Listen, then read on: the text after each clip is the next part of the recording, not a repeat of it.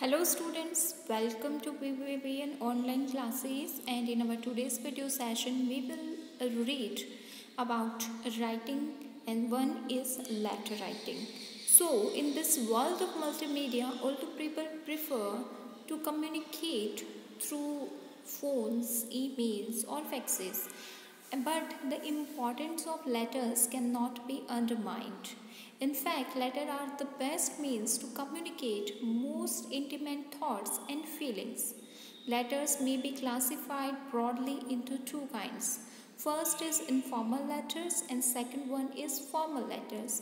हम अपनी पीछे क्लासेस जो हैं उनमें भी पढ़ चुके हैं कि किस तरीके से लेटर्स जो हैं वो आज भी उतनी ही इम्पोर्टेंस रखते हैं जितनी कि पहले रखते थे।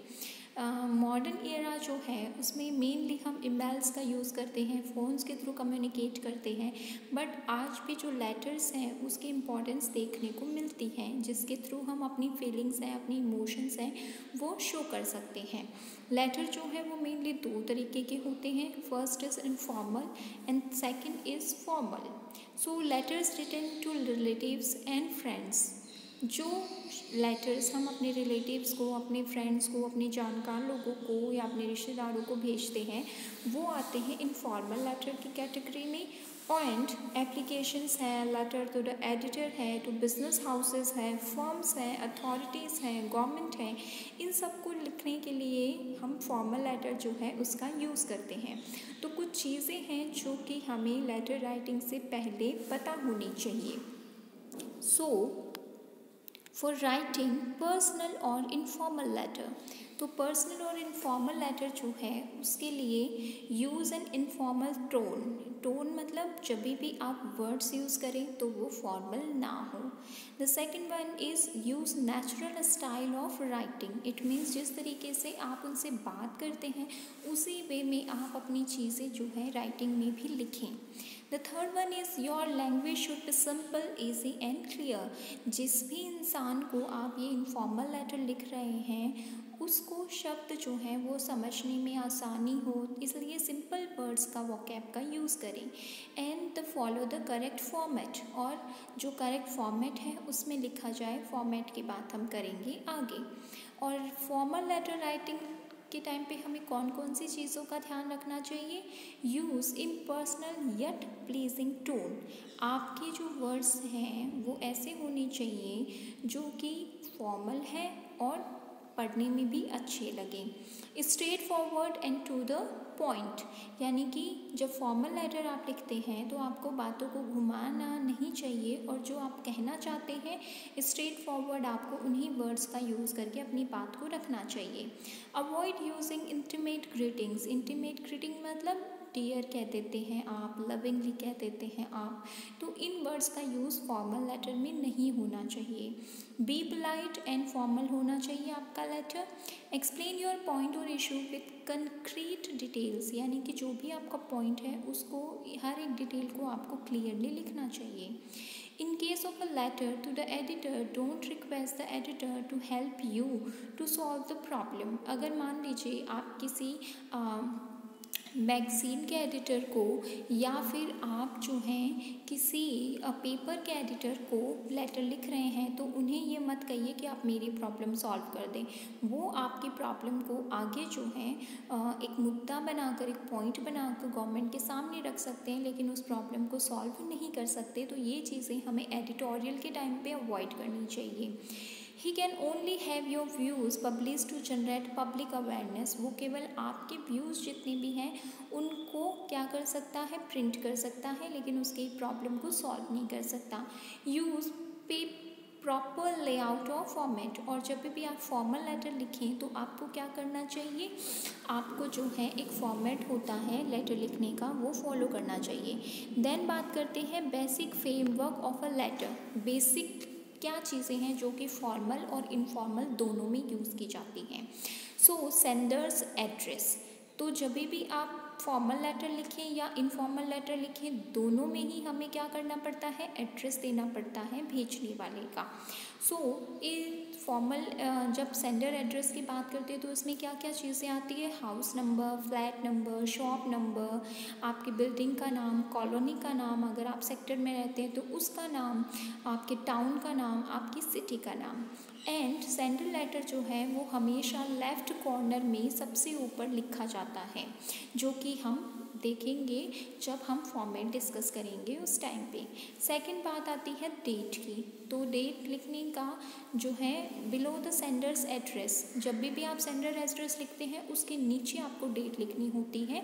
The date should be written like, और ये दो टाइप्स दे रखे हैं, इस वे में आप डेट को लिख सकते हैं। देन रिसिपेंट्स एड्रेस, यानी कि to be written in formal letter only, जब भी आप फॉर्मल लेटर लिखते हैं उसी में रिसिपेंट एड्रेस लिखा जाता है, यानी कि जिसको मिलने वाला है उसका एड्रेस। उसमें भी आपको नेम लिखना चाहिए, जिस भी काम पर डेजिग्नेशन उसके जिस भी पद पर है वो लिखना चाहिए, कंप्लीट एड्रेस देना चाहिए ताकि जो है उसे प्रॉब्लम ना हो अपना जो लेटर है उसको प्राप्त करने में। देन बात करते हैं सब्जेक्ट लाइन। सब्जेक्ट लाइन का मतलब है to be written in formal letters only, यानी कि जब आपको वो इतना लेटर ना पढ़ना पड़े और आप एक लाइन में अपनी बात, अपना मुद्दा रख दे, उसे कहते हैं हम सब्जेक्ट लाइन, जो कि फॉर्मल लेटर्स में मेनली यूज़ होती है। Subject line is written just below the recipient's address, यानी कि फॉर्मल लेटर में पहले सेंडर का एड्रेस, उसके बाद में डेट, उसके बाद में रिसिपेंट का एड्रेस, और उसके बाद में आप क्या करिए, सब्जेक्ट लाइन जो है लिख दीजिए। देन आते हैं the salutation. Salutation is the usual way of beginning a letter. Some of the ways of writing salutations are, for a friend आप लिखेंगे dear Anushka, my dear Anushka. Do not write dear friend और dear Anushka, यानी कि जब आप अपने friend को लिख रहे हैं तो आप dear के आगे फ्रेंड मत लगाइए, उसका नाम लिखिए। देन अगर फैमिली मेम्बर्स को लिख रहे हैं तो डियरेस्ट मॉम हो सकता है, पापा हो सकता है, अंकल, आंट, ये एग्जांपल्स दिए हुए हैं। और अगर मान लीजिए आप किसी स्ट्रेंजर को लिख रहे हैं तो वहाँ पर इनफॉर्मल लेटर में आप डियर लगा सकते हैं उनके नाम के पहले। और अगर आप प्रोफेशनल पर्सन को लिख रहे हैं तो डियर सर, डियर मैडम लिखिए। उसके बाद में आते हैं main structure, the body of letter. It contains all the information, views, thought that the sender wants to convey in the receiver, यानी कि बॉडी ऑफ द लेटर क्या होता है, जहाँ पर आपको सारी इन्फॉर्मेशन, अपने थॉट हैं, अपने व्यूज़ हैं, वो लिखने होते हैं। तो आपको ऐसे वर्ड्स या ऐसे वोकैब यूज़ करनी चाहिए जो कि ईजी और स्ट्रेट टू द पॉइंट हो। देन कॉम्प्लीमेंट्री क्लोजिंग किस तरीके से करते हैं, एक फ्रेंड के लिए लिख सकते हैं आप योर सिंसली या फिर योर्स सिंसियरली। फैमिली के लिए लिखिए योर्स अफेक्शनेटली। अथॉरिटीज़ हैं तो योर्स फेथफुली या फिर योर ट्रूली। स्ट्रेंजर्स के लिए योर्स ट्रूली, और अगर प्रिंसिपल या फिर टीचर्स को लिख रहे हैं तो yours obediently. So these are the main basic frameworks of a letter you can say. Then अगर हम बात करें स्ट्रक्चर की, तो स्ट्रक्चर में देखिए ये है एक इनफॉर्मल लेटर जो आप अपनी फ्रेंड को लिख रहे हैं। सबसे पहले यहाँ पर लिखा है सेंडर एड्रेस, उसके नीचे डेट, और फिर यहाँ पर सीधा salutation, then body of the letter, and then जो क्लोजिंग होती है वो, और जिस भी को भी लिख रहे हैं उसका नाम। यानी कि हमें क्या क्या चीज़ें लर्न करनी है इनफॉर्मल लेटर के उसमें फॉर्मेट में।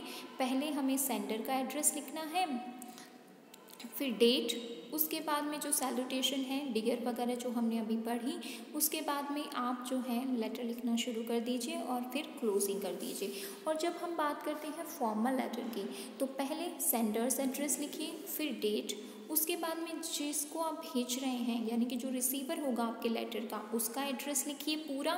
उसके बाद में सब्जेक्ट लिखिए, यानी कि आप किस मुद्दे पर, किस पॉइंट पर, किस सब्जेक्ट पर लिख रहे हैं वो एक लाइन में। उसके बाद में सैल्यूटेशन, सर मैडम जो भी हैं वो। उसके बाद में बॉडी ऑफ द लेटर, उसके बाद में थैंक यू। देन क्लोजिंग, जैसे योर फेथफुली है, योर ट्रूली है, योर्स ऑबिडेंटली है, और फिर जिसको भी आप जो भी आप अगर लेटर लिख रहे हैं तो आप अपना नाम लिख सकते हैं। ये सारा जो डेट वगैरह है ये सारी लेफ़्ट कॉर्नर में आती हैं सबसे ऊपर की तरफ। सो इस तरीके से हम फॉर्मल एंड इनफॉर्मल लेटर जो हैं वो लिखते हैं according to the situations. Thank you.